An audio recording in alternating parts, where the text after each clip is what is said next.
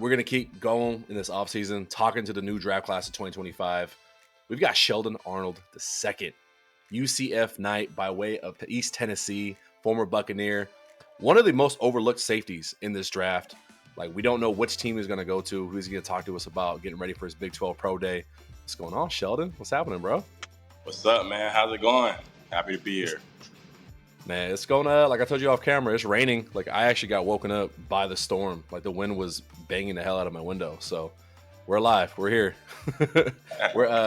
I'm a big foodie. It's a weird question, but I got to know, like, there's parts of the country I never really been to. Like, I've been to Florida, but I've never been to Georgia. And I know you're born in Georgia. So I'm going to put you on the spot, bro. Who's got better food, Georgia or Florida? I got to go with Georgia. I ain't going to lie. Georgia. You said that real fast. That might be easy. What do we so for someone like me, if I'm flying out to Georgia, never been there, you got to introduce me to like one or two spots to introduce me to like Southern food, like Georgia food. Where are we going? Like, what are we eating? There's a few good places. To be honest, maybe like a Raising Cane's. I don't know if they have a Raising Cane's out there in California. Do they have that for y'all? We do have Raising Cane's. It's people are divided on it out here. So like, Raising Cane's is like good, like legit down there in Georgia. Yeah, it's real good. Yeah, and then good wing spots. American Deli is down there. I don't know if y'all have that in Cali either, but American Deli. I don't think so, no. There might be a wing stop. I like wing stop too, but there's a few. There's unique food spots in Georgia that you'll find. The closer you are to Atlanta, you'll see that there's a variety of places you can choose from. That's really gonna be good. You'll like it for sure. I might have to get my dad on the grill if you come out there. You know what I'm saying? Show you a little something. What's Pops grilling up, man? Man, he grilling ribs, steak, salmon. Like you name it, he can pretty much do it. You know what I'm saying? Yeah. All right, I'm gonna hold you to that, man. After you get drafted, if there's a celebration, I'll come out and get some ribs. Sounds good. But I do want to, before we jump into the football stuff, I always like shouting out like people's like upbringing. I'm not.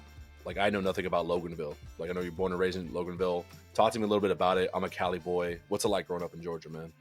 Man, it was great. I mean, I've always grown up underneath in Loganville's system. My dad coached at Loganville, so I was a coach's kid. So being a coach's kid growing up, it kind of showed me a different kind of light of Loganville. So I grew up really appreciating the area and really appreciating the people around me because as a kid, I was just dreaming about being in those shoes. So for me, Loganville means a lot to me. The place, I rep it with pride, and it's a good place to grow up. Good town, not a lot of things going on, and competition in sports is real big in Georgia. I would say that's a real big advantage of being in Loganville. Gwinnett County is a big place where it produces a lot of big names, kind of in football and sports in general. And so I was blessed to be growing up in an area like that. You were an All-American at East Tennessee. Like, I'm not big on PFF, but you had a PFF grade of 90.5 your junior year, which is like, it makes zero sense how your NCAA rating was only like an 81 or 82 coming into this year. We'll talk to EA about that, man. We'll get that changed for you. But what really went into like, was it just a perfect storm of everything, a good system for you? Like, what went into that junior year? Because you were essentially the best safety in the nation coming out that year. Like, talk to me a little bit about like how you were so successful, man. It really went into how I prepared for everything. I feel like that really was what separated me. I took preparation really serious going into that year, starting off in the spring after my sophomore year. I just got on the field, got a taste of how it was, and so I kind of felt and that I really need to work to dominate on the field as opposed to just being out there. So I just started working, and watching film on how teams were attacking us the year before and maybe getting a head start on what's going to be coming the next year. So I was kind of on conference and kind of doing my homework on teams who they're bringing in, seeing what type of players they were. I was prepared in every aspect, I feel like, of the game to showcase what I could do because I felt like I was the best safety, one of the best safeties in the FCS, but I had to prove it, right? I had to go out there and show what I could do. So to be able to dominate and to be able to play freely on the field because of how I prepared, I feel like that's what really separated me on the front end. I also had some really good examples. I saw firsthand my freshman year somebody be an All-American in safety. So I was like, okay, that's going to be me. Tyree Robinson out of ETSU, that dude can ball. If you ever want to look up somebody who can ball that's underrated, yeah, Tyree Robinson. I'm about to check that out. I have a huge appreciation. Like, I guess everybody, like, as a fan, has their favorite positions like they like to watch, but for me, it's more safety than it is corner. I know people like to say corner is like the hardest position, like one of the hardest positions in football. I feel like it's safety because corner, like, you have the guy right in front of you. Like, it's usually your first responsibility. Safety, like, you're kind of the unannounced quarterback on the field. Like, you have to watch everything. You see all 21 other guys on the field. Like, what goes into that preparation of being able just to be a ball hawk like that? Like, give me a little bit of your juice, man. Like, getting prepped. Yeah, so you gotta be mentally locked in, kind of like you gotta be on a different mental focus because you gotta really be able to adjust quickly as a safety. So communication, like you said, Yeah. being a quarterback of the defense, like that's underrated. Like it really is a lot harder than what it sounds like. You really got to get the repetition of what it is and what defenses are going to like getting real used to the system that you're in because once you start getting good at safety and once your defense starts getting good, offenses start doing different things like motioning into formations and motioning out of formations just to throw you off your regular rhythm. So it's really important to be watching film and kind of understanding the game. You really got to have a real understanding of the game to play safety. So I agree with you on that. Safety is definitely really mentally complex, I would say, as far And, as and even pre-snap too, man, because like a good quarterback will mess with you, like, just to show what you're doing. And mm-hmm. you gotta Oh, you gotta be you gotta be aware, like, before yeah. the play snaps, to not give away, like, tip your hand on the defense. When I opened up your highlights, I was not expecting that consistent open field tackling. Like, there's a mentality that has to go with that. How much do you pride yourself on being able to take down ball carriers right away and not, like, have to have help from everybody else? Yeah, it's definitely one of the best things I do on the football field. I feel like it's something that's kind of I've had since I was a kid. Like me and my dad used to work on it a lot growing up, and it is a mentality. So like you really gotta have a confidence of yourself and your body to be able to go out there and to produce like that. And as far as tackling, and I work really hard on those kind of things behind the scenes, and so I feel like there's no reason why I can't tackle the person in front of me. Like there's no way they're doing everything I'm doing. So the confidence kind of comes into that way with the hard work I put in my work ethic. Trying to bring that tight end. I don't know how you're doing that consistently. But I really want you to kind of, like, break down, give us an insight as to what it's like in the transfer portal, making that decision to go from East Tennessee, making the jump to UCF. Like, you're like, Big 12 is no joke, man. Like, Big 12 is a tough conference. You guys had like an up and down year, but the defense, especially the secondary, was really consistent all the way through. What was it like choosing UCF? Why'd you choose them? And then maybe a little bit of, like, your experience in the transfer portal. Coming out of the portal, I really kind of had some offers kind of quickly. So I had some options kind of thrown at me quickly, and I really was trying to get to know coaches really quickly. But I did want to have a home before a certain time frame, so I was kind of like not necessarily rushed, but like kind of looking to move forward things, not necessarily playing with games.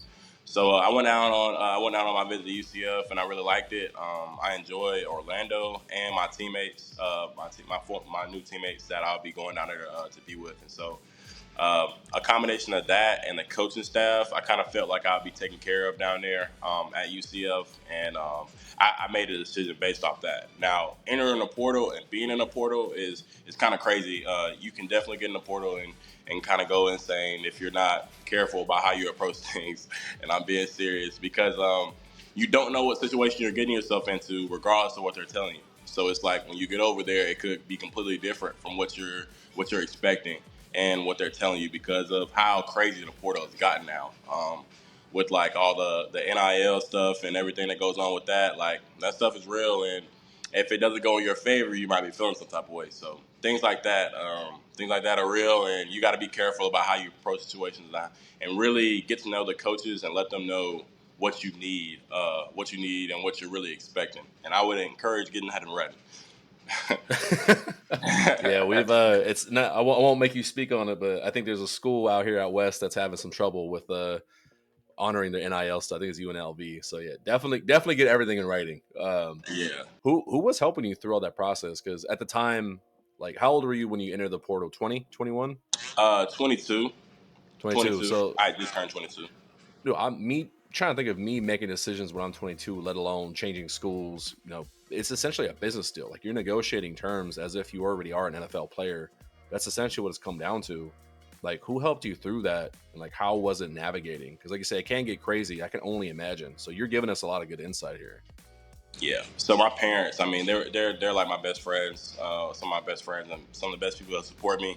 They really helped me out throughout the whole process. Like I was talking to them a lot and going back and forth, bouncing them off deals, telling them about my relationships with coaches and how I was talking to people. So those they would be like the first people I would go to. I would talk to my friends. I'd reach out to other people that I know as far as athletes that have transferred before me, maybe out of ETSU, or other people that I know that are in that went on from ETSU, just kind of getting their opinions on things, trying to use my resources as best as I can. I feel like that's the only way that I can make the best decision because my knowledge wouldn't lead me to the best decision. I feel like my knowledge alone, I'm just kind of like I understand. I understand what I want, kind of, but as far as all the ifs, ands, or buts and the miscellaneous things that could be going on with the portal, I was a little bit worried, so I wanted to make sure that I took in all the resources that I could to make sure that I made the best decision. You made a great decision going to UCF, like right away. I think it was your Sam Houston was the second or third. It was the second game, right, of the season. Second game, yep. First pick as a Knight. I was turned.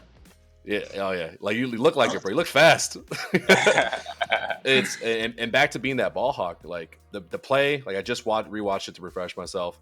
Their quarterback booted out right. He looked a little confused, like he almost didn't see you.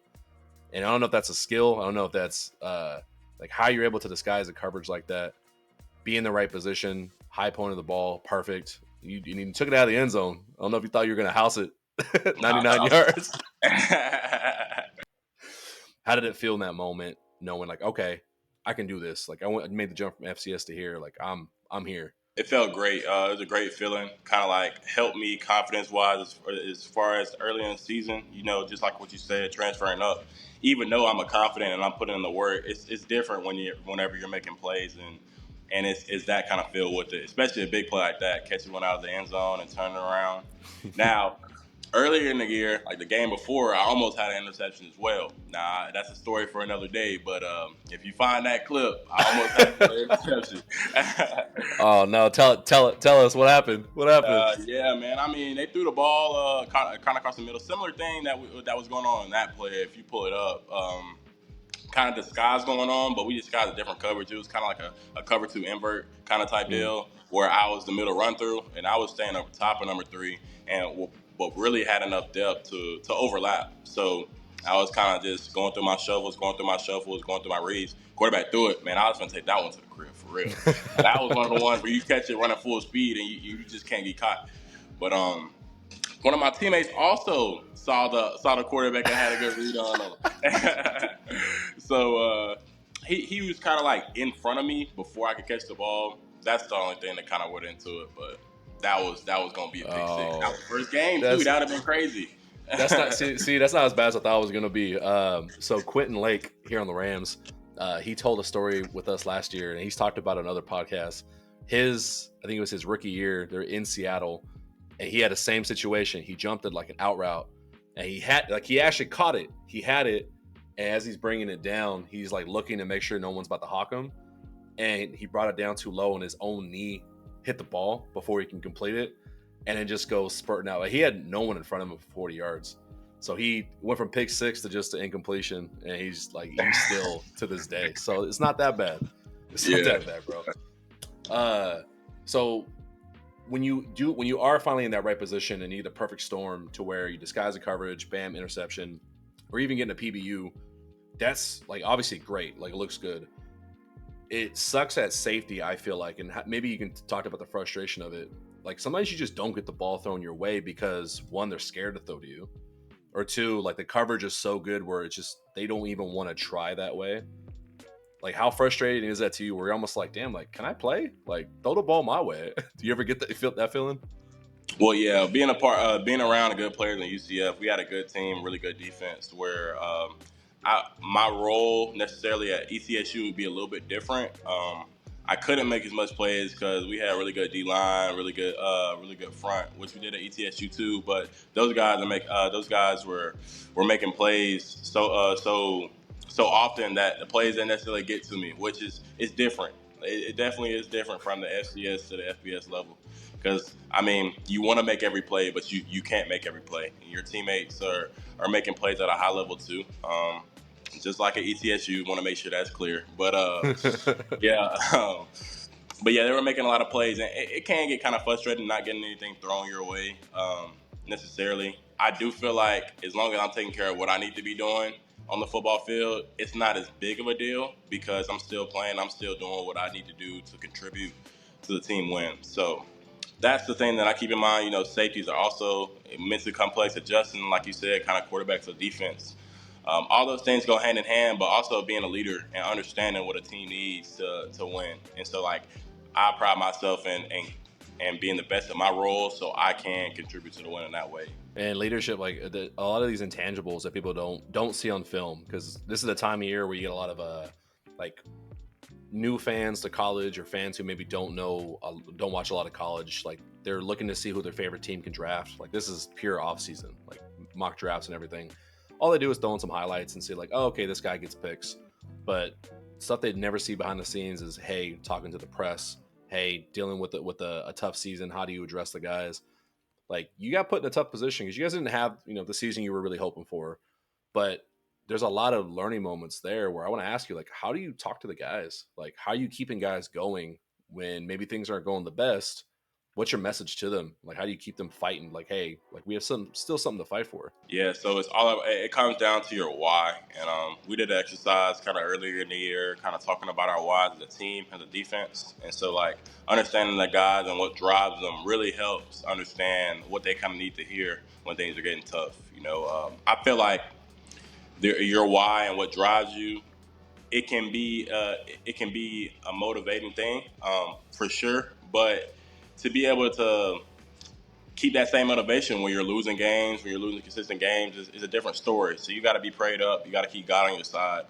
Got to keep God on your side and really understand that you're doing it for something bigger than you. Like, you're not just playing for yourself and for your goals. That's something that's iterated in the locker room. And then also, like, what your goals are with football. Most people that we were playing with last year, that I was playing with last year, definitely wanted to go to the NFL. And so at some point we might have a bad season, and you might have a bad season in your career. How are you gonna respond? So it's all about looking at the positives, finding the positive in things to make sure you keep going forward toward that common goal. Like, we get so infatuated with, oh, this guy's a winner, this guy's a winner. It's like, yeah, you can be a winner and just still not have the outcome that you want.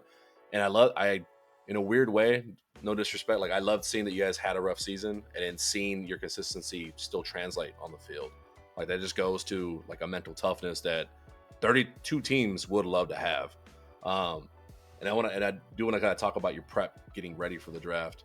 And before, like, the technical stuff and the real professional answers, like, let me speak to you as the man. Like, honestly, you're right there. Like, NFL is just a few months away. Like, how do you actually feel? Like, No. It's a crazy feeling. Childhood dreams. It's my childhood dream to be in the NFL. So I'm sitting here 10 days away from my pro day, or under 10 days away from my pro day, living my childhood dreams. It's a crazy feeling. Like, up until this point, 22 years of really just dreaming to be in this position right here. So credit kind of to me and my people to make sure I'm always focused and continuing to go forward. But I'm looking kind of now, like, man, it's kind of here. Those kind of anxious and things like that get to going, but you want to keep a calm head, and the same kind of focus that I would take into a football game is kind of what I want to be having right now in my mind. That's the mental frame I'm in right now. Just go out there and go kill, go show what you can do, be relaxed. Nothing to really worry about as far as your strength is. You put in the work to this point. Trust the work. Trust what you've been putting in, and believe in yourself. Really, like, belief that you can actually do it, which I understand, and I know that I can do it. So I'm really ready. Like, I'm really ready to show what I can do. Kind of get it out of the way too. It's a lot of stress that goes into pro day. You train 3 months or 2.5 months, whatever your pro day is, for one day. So yeah. it's like your own little Super Bowl before, like, having to deal with the draft and getting signed and everything. How are you staying sane? Like, what is Sheldon doing if it's not football related? Like, what keeps you busy? Yeah, so I got a few things that I like to do. I like to play the game. I like to watch YouTube videos, YouTube highlights sometimes. I may throw on some highlights. I like watching some games on YouTube, like watching the storylines and stuff like that. But really, ultimately, what keeps me saying the most, I try and work out and stretch like consistently. That kind of gets me in the mindset. Like when I'm stretching or when I'm working out, it definitely feels. I definitely feel good mentally. Also, like outside of it, whenever I'm decompressing from for working out, I like to shoot around, maybe play basketball a little bit. You know, something that'll get my mind off football. You can't always be football, football, football. That'll be. I mean, you can, but that may not work out in your favor all the time, especially in the off season when you're building up to something this big. It's much preparation that I put into it. I kind of want to make sure that my mind isn't fried and completely overwhelmed with what's coming on because I put in so much work. There's no reason to kind of overwhelm yourself by Yeah. always looking at this because you've looked at it so many times at a consistent time. I pride myself with being consistent and persistent on my goals. So doing things in and out on a daily basis of looking at football plays, of looking at this, looking at that. How do I do this? How do I do that? That adds up if you put in enough time and you allow yourself to do that. So I do feel like I'm ready. That's good you got hobbies outside because they can drive you crazy. You said you like the game a little bit? Is that what you said? Yeah, I like the game. Yeah. We'll be playing. We playing UFC most time. I ain't gonna lie. UFC. Oh, what's your record online? Oh no, it's pretty good. It's pretty good. I be knocking All folks out. right. Robert Whitaker. All right. All right. He's going We'll 185. fact check Middleweight. that. We'll do some research. We'll fact check that. All right. So I'm gonna bug you about this pro day prep, man, because I don't think a lot of people watching really know, one, maybe what a pro day is, two, what kind of goes into that, because you just say, yeah, I'm training for 2 or 3 months for one day. Walk us through setting up the pro day, who's going to be there, like what are you hoping to accomplish at this pro day as well. I know I'm throwing a lot at you, but I'm just gonna let you spit, man. Yeah, so I'll be participating in the Big 12 Pro Day in Dallas, Texas. And so it's the 18th through the 20th. That'll be coming up in March here shortly. The biggest things that I would say that'll stand out and that'll, if I was telling somebody what a pro day was, is one, skills and drills. Like you're gonna see somebody run a 40. You're gonna run a 40. You're gonna have drills that'll go along with it, and then you'll also have interviews to go along with it as well. And those three things are all being evaluated. Everything you do on your pro day and up until this point has been evaluated to some point. And your pro day is kind of like the final test. So that's the biggest kind of evaluation that they're kind of giving to you. Teams are making decisions on they're making decisions on who they want and who they want to take chances on. So it's really an important day for you. You kind of want to stand out in a way that you can really show what you can do and go in there with a cool mind. The biggest drills I would say that stand out would be the 40, the 5-10-5 shuttle. You got your L cone, and then as a DB, since I'm going as a DB, you'll have my position specific drills that'll go into it as well. And so that's pretty much what a pro day is. So Yeah, it's I know a lot of people's introduction to a lot of these skills, the things that you're seeing in the NFL draft. I think a lot of people miss the fact that there's each conference has their own. A lot of schools have their own too, if not all. Um, but this is like you're training for months and months for basically a job interview and multiple job interviews all at once, because then you're gonna get grabbed by teams.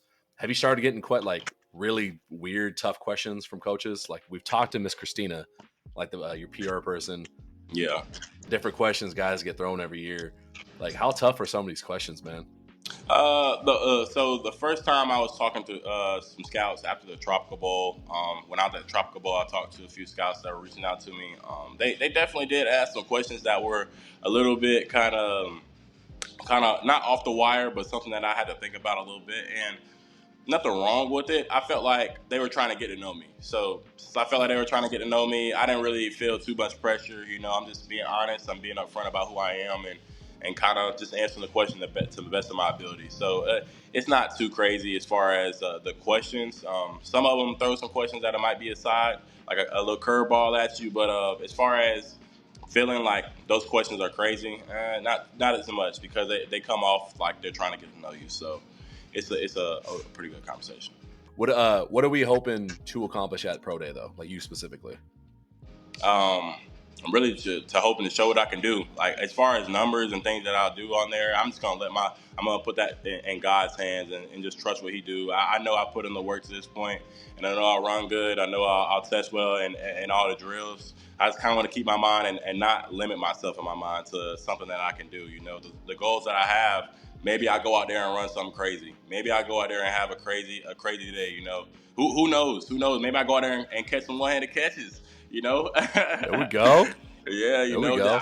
I'm thinking optimistic, and I kind of want to have that in my mind going into it because I know that's what I can do. So really, just go out there and showcase and have fun. Have fun is the biggest thing too. You guys still have fun with it.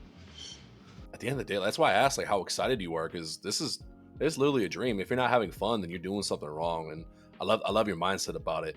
I got two more questions before I let you get out of here, man. I know you got a long training day probably ahead of you. First one, I didn't want to ask about your namesake because I know you're a second. So I'd be remiss if I didn't ask, like, hey, if you want to shout out Sheldon the first, talk about family a little bit. Like family and football go hand in hand. If you want to shout out the family, like the ones that helped you get here. Oh yeah, I have no problem. Shout out my folks. They know it's love, man. Yeah. Shout out my parents.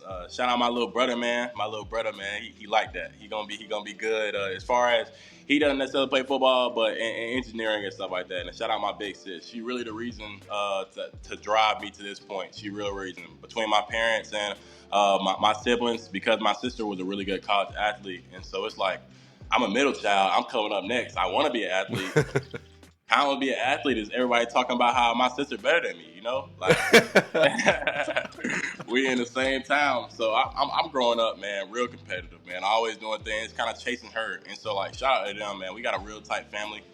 We call ourselves the Arnold 5. And so, man, I just have a really good appreciation for them and what they do for me on a daily basis, really, because I love them so much. So shout out my family. I love y'all. Appreciate y'all. The bottom of my heart. Also, my grandparents and other outside immediate family and my uncles, man. And shout out my frat as well. Omega Psi Phi Fraternity Incorporated. There you go, repping everybody. Like you go so much further, man, when you got so many people that you're fighting for. Like the way you just lit up when you talk about the Arnold 5 and everybody else, man. So that kind of goes into one of my last questions for you is when a team signs you come April, what are they really getting out of you, man? Like obviously we know the field stuff. Like you can hype that up more too, but it's like sell me on Sheldon Arnold II, man. What are they getting out of you? Yeah, man, they're getting a great person. I feel like you can kind of tell just through a conversation that we've been having. I have great energy in everything that I do. I'm really focused. I'm really determined individual that has a really high work ethic. I feel like there's nothing I can't do with God on my side and the competition aspect that I bring to everything I do. So that's a little bit about me as a person. I keep God first. I'm a family man. I love what I do. I have a true passion for what I do, and that'll stand out as far as a locker room, as an individual, and definitely on the field. It shows up pretty much everywhere I go. Starting out at ETSU, I didn't play much my first 2 years there. I didn't start my third year there. Most of the year, I started playing towards the end of the year, and still had a productive season. Ended up with 57 tackles and had a few interceptions.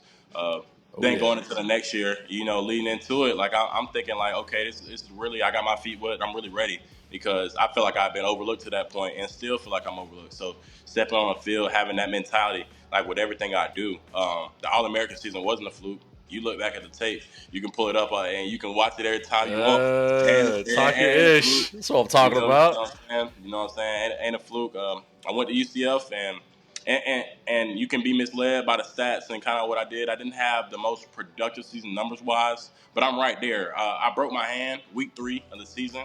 I had surgery in the middle of the season. So for about 6 or 7 games, I was playing with pins in my hand. And so that kind of altered me as far as imagine playing with two bolts kind of holding your hand. I was gonna ask about that because you got brought in to be one of the leaders on this defense, and like you started the season hot, and there wasn't a lot of they didn't really talk about your injury too much, like in the media, nothing. Like it was. Did you guys try to keep it on the down low because kind of under the wraps? You're having to fight through an injury. Like talk about that adjustment, having to play through it. Like walk me through that, man. Yeah, so honestly, it comes down to mental and what you can handle as far as mentally can handle. Really, to be honest, what you really mentally can handle as far as the pain tolerance and things like that. Because it's not something I would have ever thought I would be doing. I came in to UCF with a red shirt year. So, I had that week 3, and so it kind of lines up with things like that. So it's not something I really imagined that I'd be doing as far as playing with pins in my hand. But man, when you get an opportunity to showcase what you can do, and you kind of go along with things, and I felt like whenever I was playing, it really was a challenge as far as it kind of it limited me in the aspect of I was thinking so much on the football field, like as opposed to like knowing what I'm doing. Really, I really felt like it kind of threw me out of rhythm just a tad bit, just enough to where I wasn't Yeah. producing the high level that I was. And it's hard to admit that because I put so much preparation and hard work into what I want to do. I don't want to think about things in that way, like something that's restricting me from what I'm doing. I kind of want to keep my mind completely on what I'm doing and how I'm going to do it. That helps you keep in the right mindset. If some kids out there, just focus on the how and focus on what you're doing, as opposed to the miscellaneous things that can be going on. Those are all, at the end of the day, they can be looked at as distractions to me. So I felt like I was a little distracted as far as like trying to naturally protect myself in a few situations. As the season went on, though, after about week 6, week 7, I felt real confident that I was playing. I playing at a higher level, and I was getting back to what I was, or what I usually do on a football field. So Dude, there's so much potential. Like you're in a position where you're gonna surprise a lot of people. Like this pro day is gonna help a bunch. And then not to boost your ego high, but this we're potentially in a situation talking to somebody where we're gonna look back in 5 years, like why the hell did this guy last so long in the draft? Or like how did no one pick this guy up sooner? And it's gonna be because of little stuff like this, and then being able to overcome adversity. One out of these 32 teams is gonna pick up somebody really special in Sheldon Arnold the second. So yeah, I'm man, I appreciate that, man. I I'm appreciate it. I'm excited for you, man. Now, what two of those teams are here in my town? So I'm in Los Angeles. Oh, So okay. hey, both teams need DBs. They need a safety. Like they both need help in the secondary. My last question for you is: do you guys have tacos in Georgia or Florida? Like, do you know a good Tacos. taco? Yeah. Yeah. There's like, oh man, I'm trying to think. So I'm in Don't Nashville right now. They got a few don't say places that Taco got Bell. tacos. Don't say Taco Nah, nah, Bell. nah, nah. We ain't talking about Taco Bell. That wasn't even a thought. No, that ain't getting bring. We can't bring that up, man. I mean, I do love Taco Bell, but yeah, no, I'm talking about street tacos. Well, hey, Yeah. man. Oh, like I say this to every guest, ever in Los Angeles, need a good taco. Got you. We Oh, got you you. got me. I got you, Oh, bet dog. that, man. That sound good. That sound good.